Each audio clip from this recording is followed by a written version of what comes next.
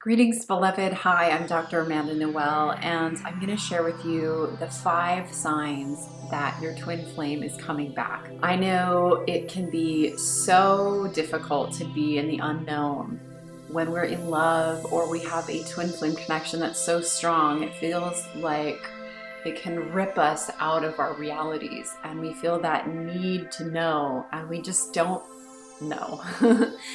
So I'm here to give you some signs to look for to really know that you're in the right place, that he is truly coming back. The first one is that you have grieved completely this relationship. And there's a let go, let love, a knowing that you, regardless of whether or not they come back, that you love yourself and them equally without attachment. And that grief that has been sitting in your heart space, potentially for lifetimes, potentially with not only this person, but with everyone who has ever impacted you, every experience you've have experienced, that grief that's been building up, snowballing lifetime after lifetime, that got inflamed with this twin flame encounter, that has burnt off. I personally remember 2, maybe even 2.5 years after my so-called twin flame, who really stood for the twin flame energy, but I now know he was my false twin flame. After he had left, I had so much grief, and it took me so much time until I met a wise woman who said to me, he's in your psyche. You're clenching onto him, and you're never going to be able to let go of him and move out of your grief, and therefore never be able to have him back until you fully release it. And I thought, I can't let him go. But time went on, and I ended up realizing that it was not serving me. And actually what really happened, it was the wise teachings of this woman, but actually my twin flame, so-called twin flame, did come back, and he attempted to use me for sex, emotional comfort and sex. And he then took off, and my heart was even more broken. And I realized, you know what? It's time for me to grieve this relationship. In my mind, I'd always thought, well, you know what? We're going to get back together. It's going to be great. But when he abandoned me again, it was like I was scraping up the scraps on the floor going, like, I want it. And then I was just like, you know what? I have to let it go for now. This is harming me. It's harming my inner child. Like, I can't keep going. So I fully started to feel the grief. And I just want to let you know that if you feel what I felt, it was so painful that I thought it was going to kill me. It felt like a volcano erupting inside my heart. And I remember what happened is I got so scared when it finally got to like the apex. And then I went, ooh, and I just felt it. And I felt it, and I went into the pain. And guess what happened? I had tears, but then they became tears of joy. And it felt like this combustion. That heavy log had ignited into this beautiful flame, and then the embers came down, and I wasn't in pain anymore. I won't say that I wasn't in pain anymore, but I was neutral. I was very neutral. And then I was able to think about this person and think about him with love. And he did come back years later, but it did not come into a romantic relationship. It came into 2 souls saying hello and saying goodbye and capping it up. And I had already brought my true twin flame in. And that was so much richer, deeper, and truly more magical than I'd ever expected with this person who had originally ignited me. So just know that it's okay to grieve. There's no amount of grief that's too much. It's actually when we're not allowing ourselves to feel our pain, but the pain builds, and the perspective, the perception is that it's so painful that we can't handle it, but we actually can handle more grief than we know when we dive into it and breathe through it and feel to heal, feel through it. Now, the second sign that he's coming back is that you are empowered. You are no longer waiting for this person to come back so that you can breathe, eat, sleep again. I know I didn't eat or sleep well at all for the first 6 months that my twin flame counterfeit left, and I thought my world was crumbling. And it wasn't until I could actually fall in love with my life again and realize how much power I had, regardless of where he went and what he did, that it was like, I'm back. Amanda's back. I can do this. And I fell in love with my own soul more than ever. So if you are feeling that level of empowerment where you are exuding love, love is the highest form of power. Love and power are the same when they unite. That's the twin flame alchemy. We can say that power without love is cruel, and love without power is weak. So when we're fully empowered, we are in love. We just exude it. It's contagious. When we're in this grieving state, this woe is me, I have to have him back, that victim state is very toxic, and it's a good sign that he's actually not coming back. It's a way to kill the twin flame love buzz.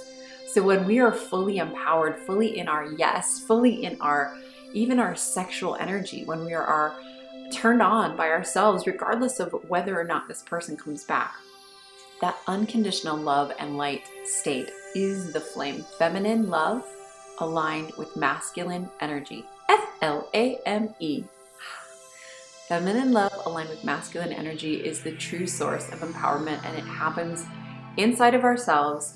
The feminine is the yin within. As we take action outside, we have that loving energy in our heart and our wombs, and all of our chakras are sparkling. We're taking action from that space. The third sign he's coming back is there's no more finger pointing, no more victiming, no more saying he's doing this, he's got problems, he is not coming back because he has someone else and he has to resolve this karma.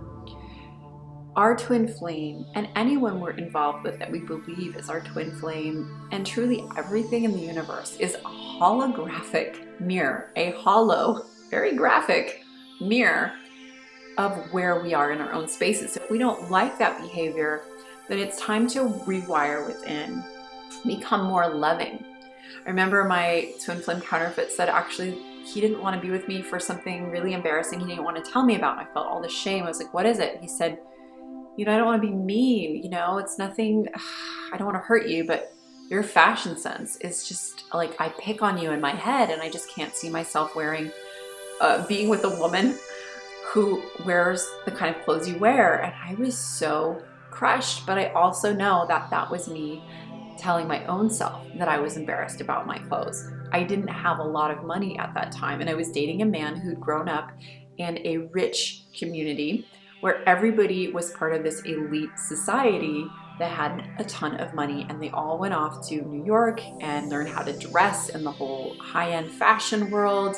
There's a lot of influence with supermodels, and there I was, this cosmic fairy, this light worker who was wearing yoga pants and goddess dresses and tiaras, and he thought it was cute, but he couldn't present me, this priestess shaman, this witch, to his friends, and that's how he partially saw it. And on the other side, I think he really did see my light, and I was reflecting that as a part of himself, the shaman in him. And he was actually a very powerful shaman who was terrified to unleash his gifts on the highest level. So he intellectualized and became very successful academically, and I felt like I needed to be that to live up to his standards. So whenever we say they're judging me, he did this to me, he's not showing up, we can actually lovingly send them love and turn it around and say, I'm ready to love myself more.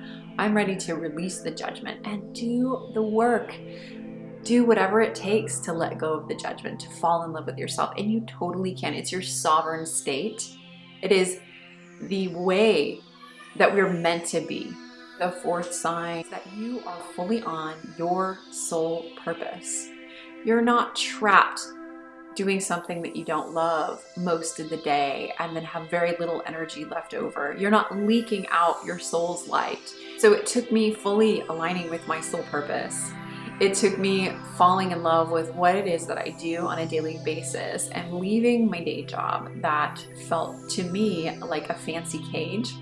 I had a great salary, I had a stable job, I was able to pay for my rent, but was I happy there?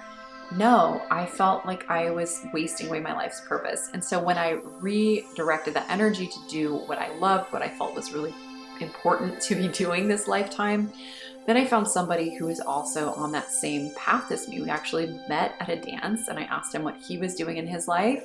I told him I was a relationship coach, doing life coaching, helping people find their life partner.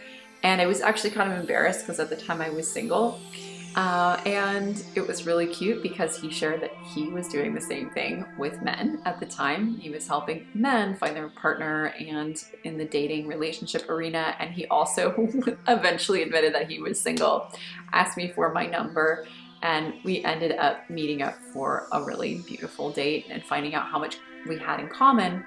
And we've since merged our purposes together, and we do what we love together. Instead of him being gone all day doing his thing, me being here, we actually share this life together, and we really enjoy getting to know each other in love, life, and work.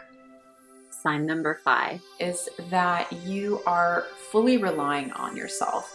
So it's really hard to know if someone's your twin flame, if someone is the twin flame. What is it? It's the fullest mirror of ourselves realized. And so if we haven't figured out our own life purpose, we haven't financially grounded that, we're not taking care of our health, we're not taking responsibility for our lives, and we have to lean on someone, and we actually don't have the confidence yet that we can do it on our own, then we end up feeling oftentimes like children. We feel scared, we feel uncomfortable. And so where we're coming from in that relationship is often we're coming from, help me, save me, I'm a victim.